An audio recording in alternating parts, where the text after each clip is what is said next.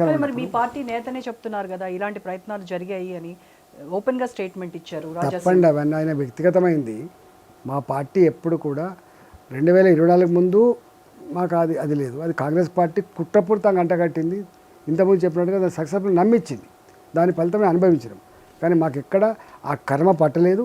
Bharatiya Janata party ఇలా దేశంలో మీకు తెలుసు సంకీర్ణ రాజకీయాలు ప్రభుత్వం 5 ఏళ్ళు ఉంటుందా లేదా అని అనుకునేటువంటి ఈ రోజులలో రాష్ట్రాలలో కావచ్చు, కేంద్రంలో కావచ్చు, ఎప్పుడు అధికారం ఇచ్చినా కూడా సంపూర్ణంగా 5 ఏళ్ళు కొనసాగించిన ప్రభుత్వం.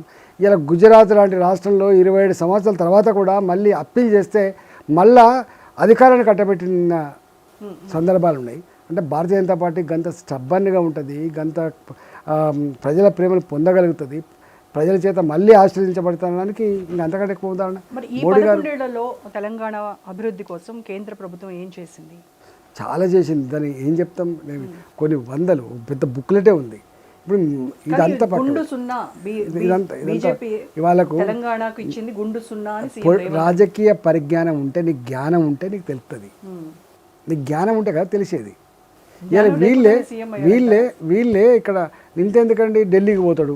ఇక సీఎం కాదు, గవర్నమెంట్ అంటున్నాను నేను. గవర్నమెంట్ నడిపే పద్ధతి చెప్తున్నాను నేను, ఒక వ్యక్తిగా మాట్లాడుతున్నాను నేను. ఢిల్లీకి పోతావు, మా పెద్దన్న అంటావు, ఢిల్లీలో అంటావు కేంద్ర ప్రభుత్వ సహకారం కావాలంటావు. ఫర్ ఎగ్జాంపుల్ మొన్న గడ్కరీ గారు వచ్చింది. గడ్కరీ గారు వస్తే హారాంఘడ్ దిక్కు, హారాంఘడ్ అంటే శంషాబాద్ దిక్కు అనేక ఫ్లైఓవర్లు కట్టిండ్రు, మొన్న ఓపెనింగ్ అయినాయి. ఇక్కడ ఎల్బీ నగర్ దిక్కు ఫ్లైఓవర్లు కట్టిండ్రు, రోడ్లు వేసిండ్రు, మన ఇనాగరేషన్ అయింది. తర్వాత అంబర్పేటలో ఒక ఫ్లైఓవర్ కట్టిండ్రు, ఇనాగరేషన్ అయింది. ఇంకొక ఫ్లైఓవర్ ఉప్పల్ దగ్గర కడుతున్నారు, అది కాంట్రాక్టర్ లోపం వల్ల ఇంకా కావట్లేదు. కొంపల్లి ఏరియాలో ఒక ఫ్లైఓవర్ కడతా ఉన్నారు, ఇట్లా బిహెచ్ఎల్ దగ్గర కడతారు. కొన్ని వేల కోట్ల రూపాయలు ఇనాగరేషన్ చేస్తూ ఉంటే ఆ మంత్రి స్వయంగా అన్న మాట ఏంటంటే కేంద్ర ప్రభుత్వ అండదండలతో ఆశీర్వాదంతో ఇవన్నీ డెవలప్ అవుతుందని చెప్తుంది. కళ్ళ కనపడతలేవా? అక్కడ పోయి చూడరాదు?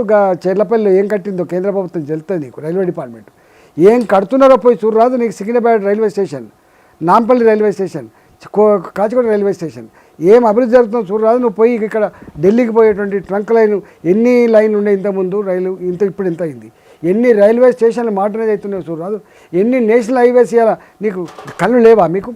నల్లగొండ జిల్లాకు పోతున్నప్పుడు, ఖమ్మం జిల్లా పోతున్నప్పుడు, నువ్వు ఎక్కడికి పోయినా కూడా ఇవాళ నువ్వు నడిచేటువంటి 120 కిలోమీటర్ల నుంచి 150 కిలోమీటర్ల స్పీడ్ పోయేటువంటి హైవేస్ అని ఎవరు నిర్మాణం చేసిండ్రు? నీకు సూర్యుడు ఉండాలి కదా నీకు. ఇలా స్మార్ట్ సిటీల పేరిట కావచ్చు, ఇలా అమృత నగరాల పేరిట కావచ్చు, మీ ముఖాలకు గ్రామ పంచాయతీ సిబ్బంది జీతాలు ఇచ్చే